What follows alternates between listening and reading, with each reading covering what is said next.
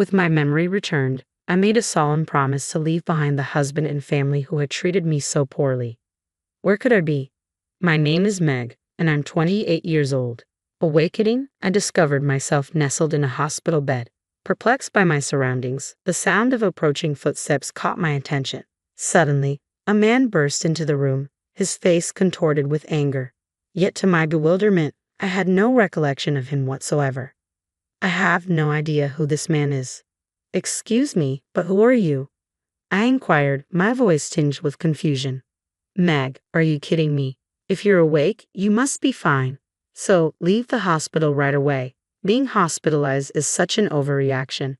You're dragging me into this mess. His tone was harsh and accusatory, catching me off guard. How rude of him to shout at me upon our first meeting. As his voice echoed through the room, a nurse and a security guard rushed in, swiftly removing him from the scene. I remained frozen in shock, grappling with the abruptness of the encounter. Soon after, my mother, Mary, entered the room, her eyes brimming with tears of relief.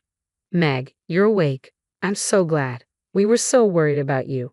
But her words felt disjointed, disconnected from my reality as I struggled to piece together the fragments of my memory.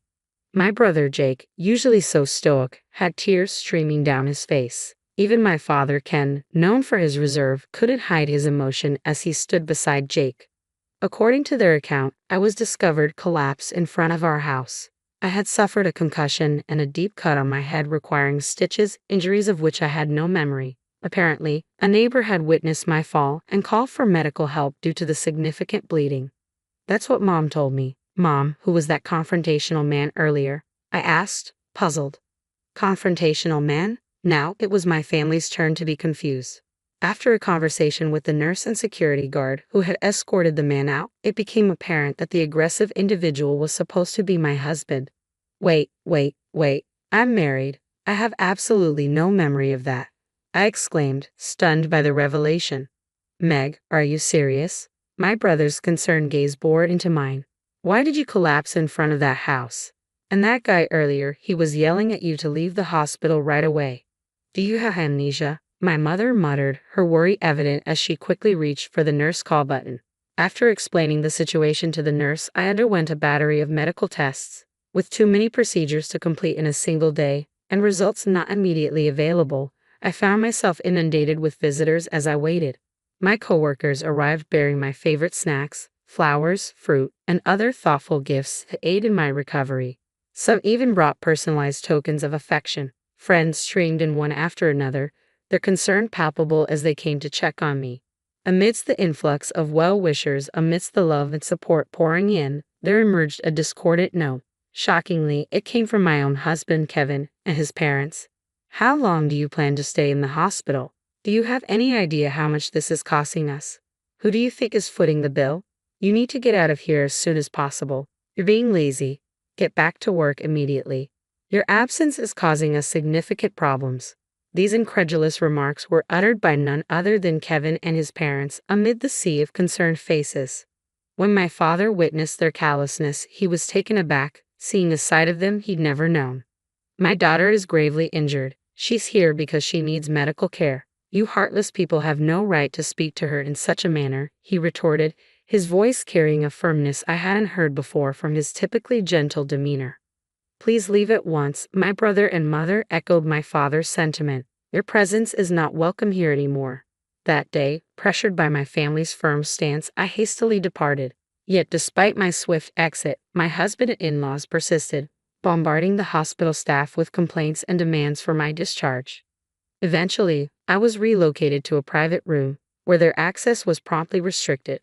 Remarkably, the hospital granted me the privilege of staying in the private room at the cost of a shared one, a stroke of luck amidst the chaos.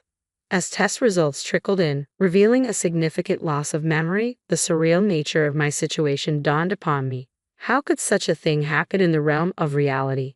Initially suspected to be a result of traumatic injury, the absence of brain bleeding despite my head striking the concrete road raised doubts about the diagnosis. The diagnosis unveiled a psychological condition triggered by the impact to my head, plunging me into a bewildering state. I grappled with the incomprehensible reality unfolding before me, unable to even recall the visage of my purported husband, let alone fathom our marital bond.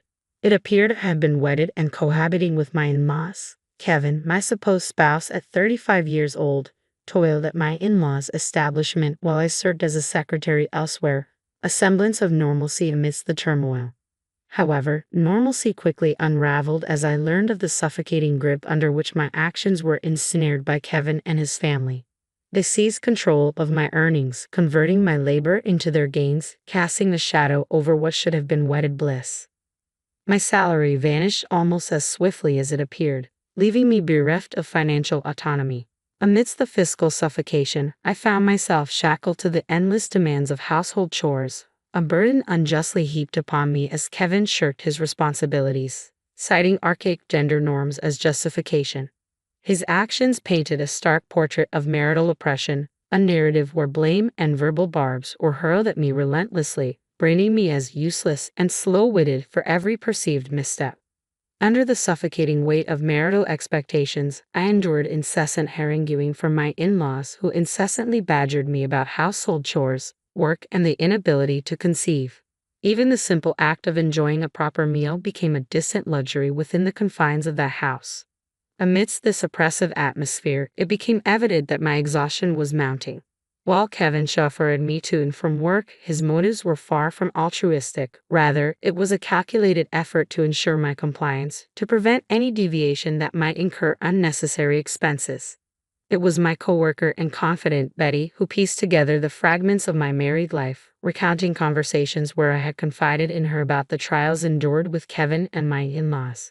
As Betty recounted the details, memories slowly began to resurface, revealing the events leading up to the day of my injury.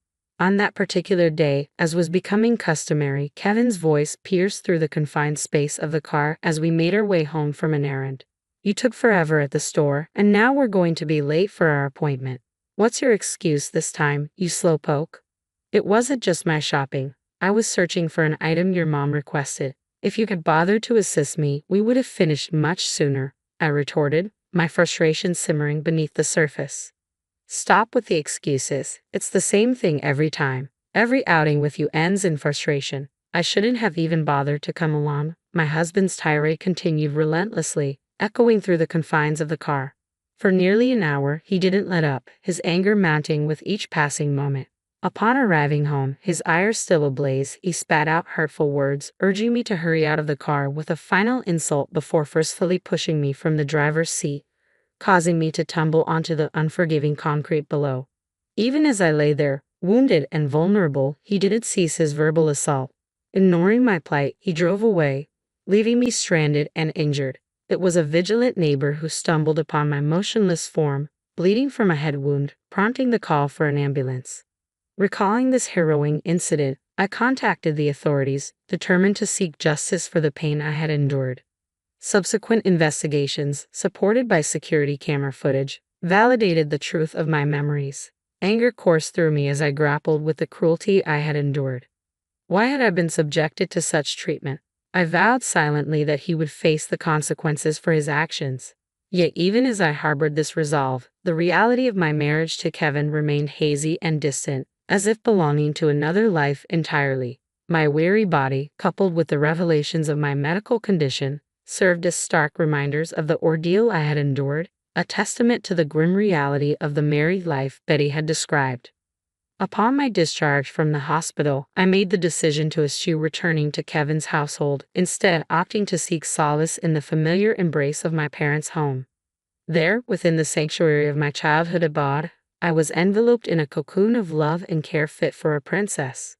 "Meg, today we prepared your favorite fried chicken. Indulge yourself, dear, and your father even brought home a cake.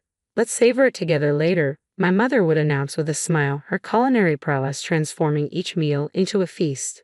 Meanwhile, my father and brother lavished me with unwavering attention and support. Under the tender ministrations of my family, my body gradually found renewal with each passing day. My workplace, understanding of my plight, encouraged me to take a leave of absence, insisting that I return only once fully restored. In the embrace of my parents' nurturing care, not only did the wounds from my accident begin to heal, but the burdensome weight of fatigue began to lift as well. Remarkably, even my hair and skin, ravaged by the ordeal of hospitalization, regained their former luster. It was a testament to the profound impact of stress. Burdened by the weight of my tumultuous married life, a sudden wave of anxiety gripped my thoughts. Must I return to that house simply because of marriage? The question spilled from my lips, betraying my unease. Don't concern yourself with that, dear. No one will compel our beloved daughter to endure such hardships. You must sever ties and seek a divorce as soon as possible, reassured my mother, her words a balm to my troubled soul. Following a family discussion, it was decided to seek legal counsel from a trusted friend of my father, a lawyer who had known me since childhood and shared a long-standing relationship with my family. Upon learning the details of my plight, the lawyer, much like my family, expressed vehement outrage and resolved to assist in every possible way. With the guidance of this skilled legal advocate, the process of divorce commenced smoothly, offering a glimmer of hope amidst the darkness of my marital ordeal. Meanwhile, within the confines of Kevin's household, simmering resentment filled the air as Kevin and his parents seethed with frustration. When will she return? The smooth operation of the store depends on her. We can't afford to wait any longer, Kevin lamented, his tone tinged with irritation. Echoing his sentiments, his mother-in-law interjected, "She's been discharged from the hospital, hasn't she? There's no reason for her to remain away. Instead of idling, she should focus on providing us with an heir." Adding fuel to the fire, his father-in-law chimed in, "She's become too accustomed to being coddled. Once she returns, we'll need to remind her of her responsibilities."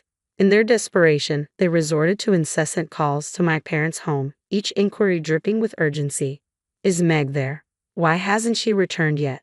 Surely she's recovered by now. We have our business to consider, so we implore you to send her back immediately." My brother relayed the relentless demands they had made over the phone. Despite my family's unanimous support for my decision to stay away, I felt compelled to retrieve my belongings from the house. Seeking legal guidance, I enlisted the aid of a lawyer, and my father agreed to accompany me on this endeavor. From the moment I set foot inside, tension hung thick in the air, and the accusatory tirades began anew. "How long do you intend to linger at your parents' home? Why haven't you been answering your phone? Your negligence is appalling. It's high time you return to your duties. There's an overwhelming backlog of chores and responsibilities awaiting your attention." Kevin and my in-laws berated me without restraint. However, their vitriol was swiftly silenced as the lawyer and my father entered the room, their presence commanding a momentary pause in the onslaught of accusations. "Why did you bring a lawyer? What business do they have here?" they demanded, their anger palpable.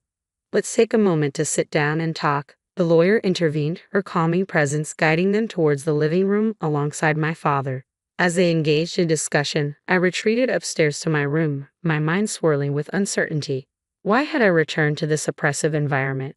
It dawned on me that I had left behind crucial evidence of the emotional abuse endured within these walls, a diary meticulously chronicling the hurtful words and actions of Kevin and my in-laws.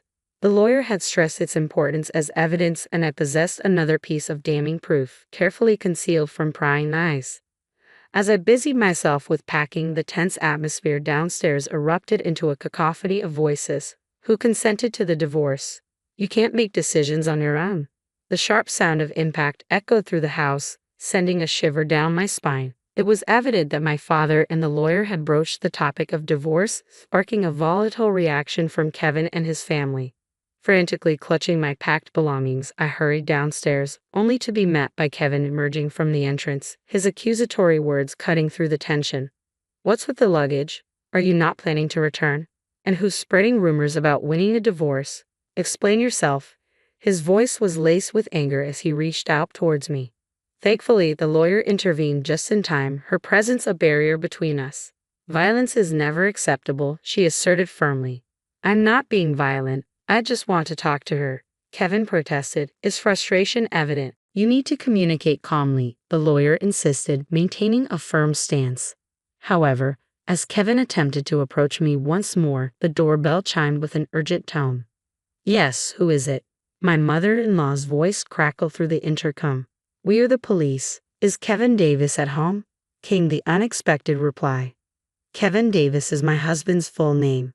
What could the police possibly want here?" My mother-in-law's voice quivered with apprehension. Could you please open the door if Mr. Davis is present? The police persisted.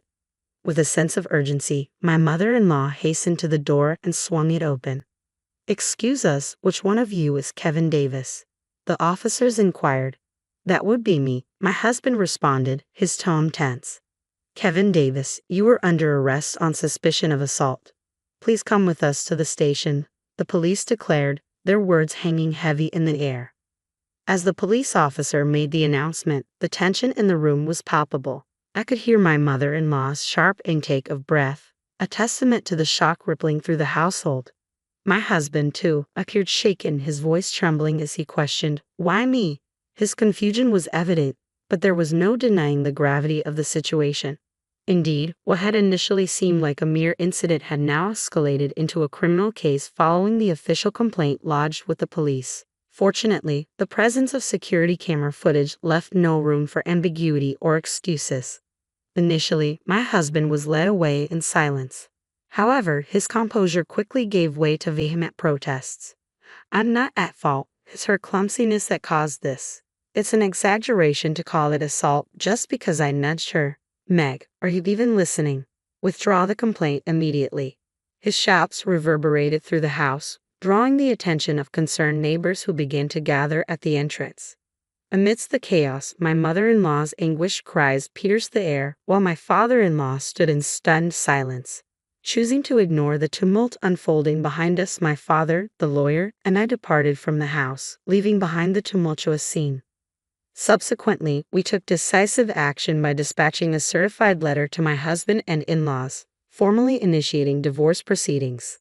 Citing the recent incident and the persistent emotional abuse, we outlined the grounds for our decision. The emotional turmoil endured was meticulously documented within the pages of a diary retrieved from the house. Then, on a pivotal day when Kevin's frustration erupted in a violent outburst, my memory returned in full force. The trauma of the emotional abuse flooded back, overwhelming me with its intensity. Moreover, voice notes on my smartphone served as damning evidence, capturing the countless instances of verbal abuse. Over the course of a year, nearly 100 recordings detailed the relentless onslaught of insults and belittlement. The recordings revealed not only the venomous words of my husband but also those of my in-laws. Trivial matters such as a delayed dinner or an unprepared bath served as triggers for harsh rebukes. "Meg, it's already 7 p.m., and dinner isn't ready. Can't you handle such a simple task? You're a failure as a wife," scolded my mother-in-law. Similarly, my husband's voice echoed with disdain, berating me for my perceived incompetence. The barrage of insults, calling me a failure, useless, a slacker, and slow-witted, left me recoiling in horror. Just listening to the recordings caused me to shrink within myself, each word a painful reminder of the relentless abuse endured. The incontrovertible evidence presented by the diary and voice recordings left no room for denial or dispute. With such solid proof in hand, the divorce proceedings proceeded smoothly and swiftly. In addition to the certified letter, I included a crucial piece of evidence, a copy of Kevin's medical test results. Despite enduring unwarranted blame from my in-laws for our inability to conceive, the truth revealed in the test results was irrefutable. Kevin suffered from azoospermia. I had kept this information private out of concern for Kevin's ego, but with the decision to divorce, there was no need to maintain silence. This revelation shattered any illusions my in-laws held regarding their son's role in our infertility struggles. Throughout the legal proceedings, Kevin's lack of remorse and persistent attempts to shift blame only served to worsen his case. His behavior in court left a poor impression on the judge, resulting in a prison sentence without the possibility of probation. Furthermore, I pursued legal action against him for emotional abuse and psychological domestic violence in civil court, seeking both justice and compensation for the suffering endured. As for my feelings towards my husband, any semblance of affection had long since dissipated with the return of my memory. The impending separation brought a sense of relief, knowing that I would no longer have to endure his presence. With Kevin behind bars, I could finally find solace and closure.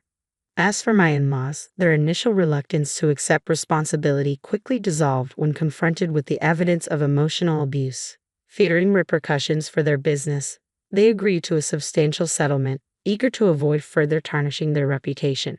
Despite their initial protests, they ultimately acquiesced, recognizing the gravity of the situation and the need to sever ties completely. The fears harbored by my in-laws manifested into a harsh reality. With their son, who was an integral part of their business, arrested, the whispers of gossip began to circulate. Rumors painted a grim picture of domestic violence, tarnishing the reputation of their store. Despite their daughter-in-law's contributions, she was subjected to bullying and exploitation, forced to toil without compensation at their establishment. As the rumors spread like wildfire, the once thriving business began to wither. Customers dwindled, and within a mere 6 months of Kevin's arrest, the store succumbed to bankruptcy.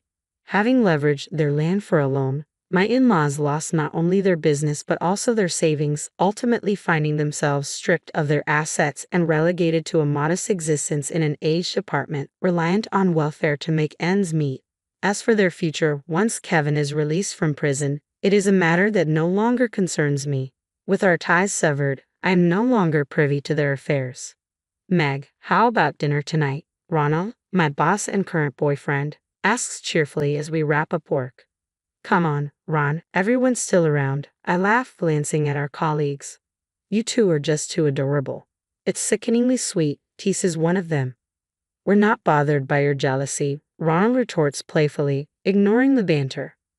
With a mischievous grin, he adds, I've already made reservations. Let's not keep the food waiting. In the years following my husband's arrest and subsequent release, Ronald has been a steadfast source of support. He has patiently listened to my struggles and provided unwavering assistance, even offering rides to and from work when needed. One day, out of the blue, my ex approached me with a proposition. Meg, I have something to discuss. Let's give our relationship another shot. I've changed and I'm confident we can make it work, he declared. Ronald, caught in the middle, swiftly stepped in. Leave her alone. Unfazed, my ex retorted, this doesn't concern you. It's between Meg and me. Stay out of it. Ronald stood his ground, asserting, Meg is important to me. You need to let go. If I see you bothering her again, I won't hesitate to involve the authorities. Fortunately, I haven't encountered my ex since that incident. Ronald, with his athletic build and determined demeanor, proved to be a formidable presence against my comparatively smaller ex. Despite his tough exterior, Ronald has a soft spot for sweets, a charming contrast that adds to his appeal. He's an exceptional individual who always respects my choices and opinions.